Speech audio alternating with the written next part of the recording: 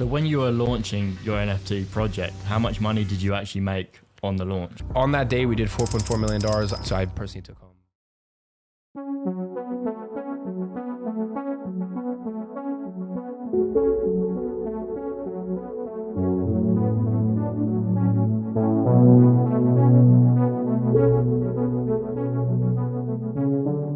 Iman Gadzhi's net worth as of 2023 is $25 million. And he's made most of you believe that he made all this money by selling social media marketing services to clients. A good and honest profession. But there's one big thing that he's tried to hide from you, and he's tried very hard to hide it. A few months back, Iman Gadzhi launched his NFT collection, the Jens Croquet Club. Iman made $2.8 million in a single day after launching his NFT collection, and he took the help of another online business mogul, Sebastian Gyorgu. During the marketing campaign for this NFT collection, Iman made it seem as though this NFT collection he's creating is going to be the best community of men in this world. And he said the NFT collection would be a reflection of his smma course. He said if the price of the NFT drops, then that clearly implies that this course is not good. And he said there was no way that would possibly happen. So, what happened to Jens Croquet Club? How much is it at now? Iman Gadzhi launched his NFT collection at 9.8 Ethereum, which is about 15,182.75 USD. So how much is it now? Jens Croquet Club is at 7.1 Ethereum, which is at 10,999 USD. So the NFT collection is falling down by $4,183. And how much did Iman make off of this deal? A big $2.8 million. Does he still look like an honest, sincere man to you? Most of the man's videos advertising his NFT project are not available on the internet right now. He's deleted all the traces of him gloating about this project. Men like Iman consider scamming as doing business. And many young kids like the bad guy appeal. That's why Pablo Escobar has such a huge following, even though he's the biggest drug dealer on the planet. Iman's so-called smma course teaches you how to set up and run a social media marketing company. And I'm just so confused as to why people would pay for this educational service. He doesn't teach you how to run ads or any technical skills. He's just telling you how to contact people and sell your services to them. So you're telling me that people can't just make a list of businesses in their area and contact them? That's literally all he teaches. When Iman said that this NFT project would be a reflection of his course, I really assumed that this NFT project was going to be a great hit. But looking at how it's turned out now, we can all say that he's just another internet scammer.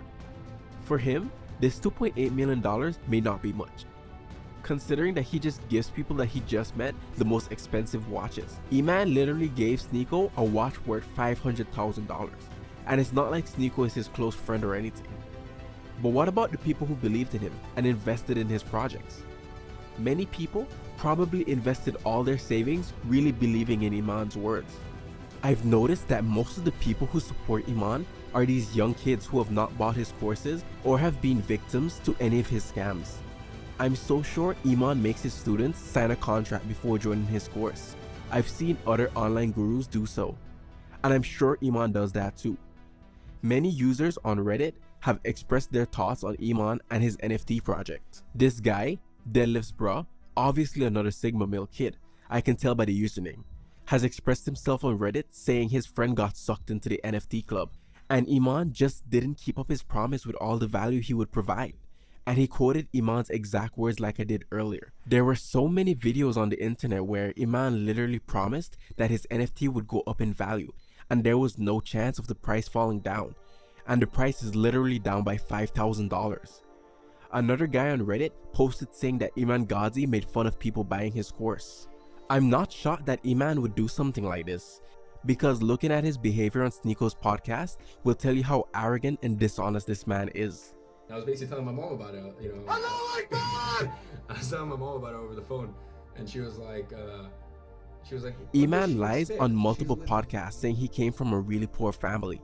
But the truth is, this man grew up in one of the richest neighborhoods in London and was driven around in a Rolls Royce. This whole act of being poor was just so people like you and me could relate to him, so we would invest in any of the bullshit he buys. But let's get back to his NFT project. I've made a video on how his personal surroundings shaped him into turning so evil. Check it out today. Okay, now back to the video. When Iman Gadzhi launched his NFT project, he said that he was going to be so particular about the people he picks because he just doesn't want any random person to join. He created the hype for almost 6 months. Discord chats were buzzing. People all over the world were talking about how they were working and saving up so they could mint and buy this project. Iman was all over the internet saying stuff like people would 4 times their money when they invest in this project. He had a team set up to video call each and every one of the applicants. He made it seem like you had to have a solid business to get accepted. But there were many average teenagers on Discord and Reddit who got accepted. After buying into the project, many people who were a part of the community left since they knew this community wasn't going anywhere, and there were no high net worth individuals as such. So them leaving the community resulted in selling their NFTs. The ones who were able to sell it in the beginning got lucky, as they were able to sell it quickly. But as you can see, since the floor price started dropping massively, people stopped buying into this project, and the sales have been really bad. There have been about 62 sales in the past 90 days. This clearly tells us that people have been sucked into this and are not able to get out. You can see that even though people are listing their NFTs at 8.65 Ethereum, all the offers coming in for this project are below 5 Ethereum, which is a $5,000 difference. Iman's negligence has taken a huge hit on the community that believed in him. Is this how someone treats their supporters? Iman Gadzhi's sob story has attracted a lot of young men and women. Everyone loves the rags to riches story. It's where we all want to be, so we connect with it. This is not just used by Iman. This has also been used by the Tate brothers. For instance, I hope you guys know that most of the Tate fan pages are owned by Tate. It's a PR marketing scheme that gives him authority. Imagine if he was only posting on his page.